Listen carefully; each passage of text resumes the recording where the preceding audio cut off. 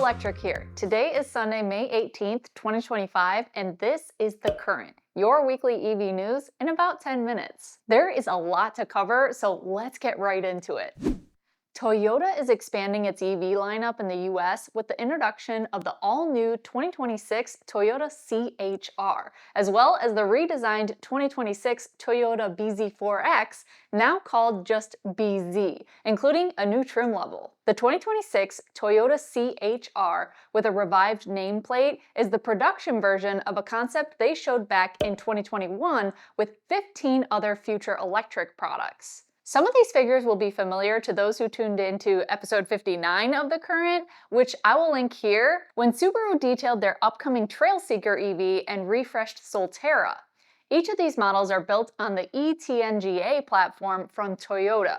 The brand specified that the chassis tuning will be specific to this model with a spirited output.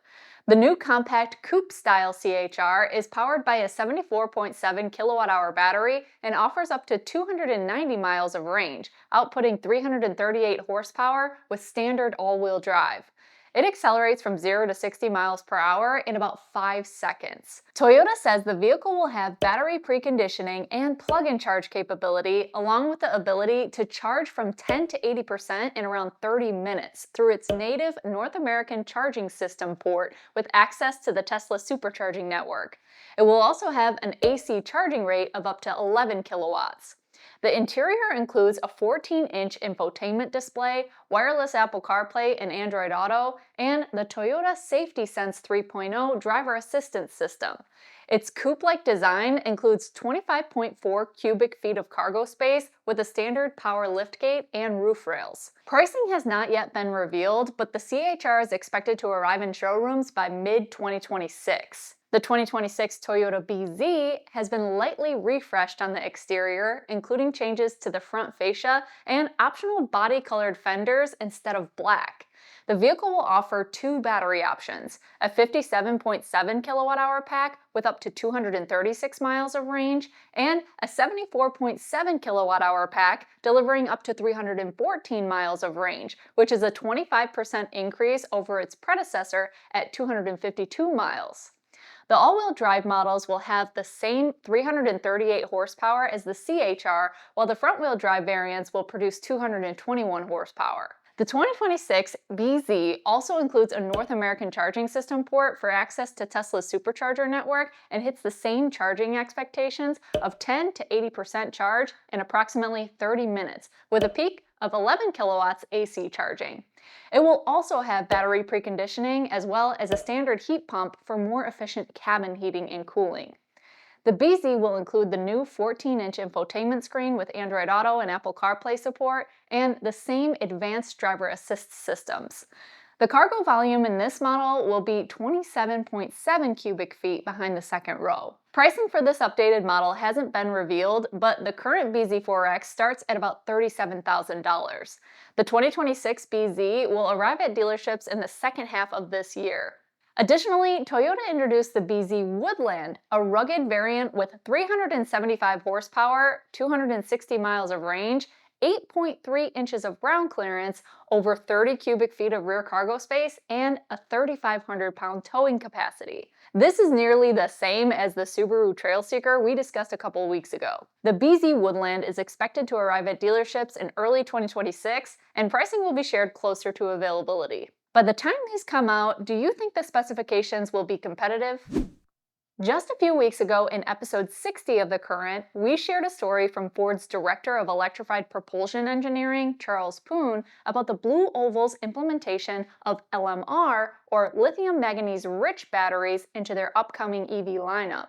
As we mentioned then, LMR batteries promised enhanced safety comparable to lithium iron phosphate, or LFP batteries. They have higher energy density, even over high nickel batteries for better range, and they have significantly lower costs compared to current mid-nickel batteries, but they're historically known for not being able to handle high current demands, have rapid capacity degradation, and have uncompetitively low lifetime cycle counts. This week, General Motors and their longtime partner, LG Energy Solutions, announced their intent to deploy LMR batteries in electric trucks and full-size SUVs before any other automaker. They plan to start commercial production of these cells in the United States by 2028, with pre-production expected to begin at an LG Energy Solution facility by late 2027.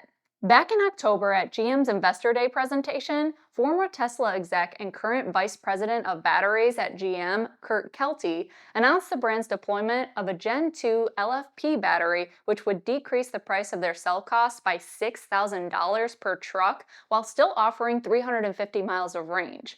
We expect those in the 2026 Chevy Silverado EV 3WT or work truck standard range model, which will arrive later this year, improving affordability. GM and LG say their LMR chemistry unlocks 33% higher energy density compared to the best performing LFP-based cells at a comparable cost. Relentless battery development continues worldwide at scale. Lower prices and superior performance will enable more drivers to go electric. According to Crane's Detroit Business, Stellantis sent out a memo this week to suppliers providing an update on the all-electric Ram Rev 1500. Unfortunately, it is not good news. The brand has shared that they will delay their costly all-electric full-size pickup truck by another full year. This third delay pushes the launch out to summer of 2027. Higher prices amongst all vehicle makes and models are deterring today's car buyers. Ford CEO Jim Farley highlighted the problem in their earnings call from this past quarter by sharing that the company is seeing customers opt for longer financing terms to try to get their monthly payments lower. Stellantis is in a financially precarious situation, and it is understandable that their Ram brand has decided to slow the spending associated with bringing a high-priced EV to market. On the other hand, it's difficult for any player to win a game from the sidelines. The state of Vermont is pausing EV programming too. Governor Phil Scott issued an executive order this week, pausing the state's electric vehicle sales requirements for passenger cars and medium and heavy-duty trucks. The mandate, adopted in 2022 to align with California's zero-emission vehicle rules, required 35% of 2026 model vehicles sold in Vermont to be zero-emission, with a goal to phase out gas-powered vehicle sales by 2035. Citing insufficient charging infrastructure and limited technological advancements in heavy-duty EVs, the governor directed the Vermont Agency of Natural Resources to suspend enforcement of the rules until the end of 2026. It's clear we don't have anywhere near enough charging infrastructure, Governor Scott said, noting that even the state's fastest chargers take hours to fully charge a vehicle. He emphasized a preference for incentivizing EV adoption over strict mandates. Back in 2023, I led education sessions on a nationwide dealer training program for the Nissan Ariya. I drove a Platinum Plus E-Force model from dealer to dealer across the Northeast, including many stops in Vermont. At that time, Vermont's public DC fast charging network was insufficient, and I relied heavily on overnight level 2 hotel charging. It surprised me how few options there were at that point, considering the state's progressive pro-environment policies. Since then, the Tesla supercharging network open to most automakers has improved prospects, but EV owners who regularly drive in Vermont are probably not surprised by this pause. This week, Honda Canada revealed they would be pausing their EV supply chain investment project in the country. The company cited slowing demand and the current U.S. presidential administration's uncertain tariff policies. Due to the recent slowdown of the EV market, Honda Motor has announced an approximate 2-year postponement of the comprehensive value chain investment project in Canada. The company will continue to evaluate the timing and project progression as market conditions change. Honda Canada spokesperson Ken Chu said in an email to CBC News, "In April of 2024, Honda announced a $15 billion Canadian investment to establish Canada's first comprehensive EV supply chain in Ontario, aiming to support Honda's goal of 100% battery electric and fuel cell vehicle sales by 2040. The project includes 4 new manufacturing facilities located in Alliston, Ontario, a retooled factory to become an EV assembly plant with a capacity of 240,000 vehicles per year, a battery plant with 36 gigawatt hours of annual capacity, a cathode active material and precursor processing plant, and a separator plant." The initiative, supported by up to 5 billion Canadian dollars of federal and provincial incentives, was expected to create at least 1,000 new jobs and maintain 4,200 existing positions, with new production slated to begin in 2028. It seems with nearly every announcement for a delay or pause on EV advancements, there is an attribution to lacking EV demand or charging infrastructure. We can see that electric vehicle sales trajectories are greatly outperforming internal combustion engine alternatives. Could there be unspoken motives for delays by legacy automakers and relaxation of electrification policy by elected officials? Could limited EV education around total cost of ownership and usability be a significant demand limiter? Are established leaders cooling expectations in order to temper demand for a class of EVs in which newcomers and Chinese automakers have the advantage of decade-long head start? I'd love to hear your thoughts in the comments.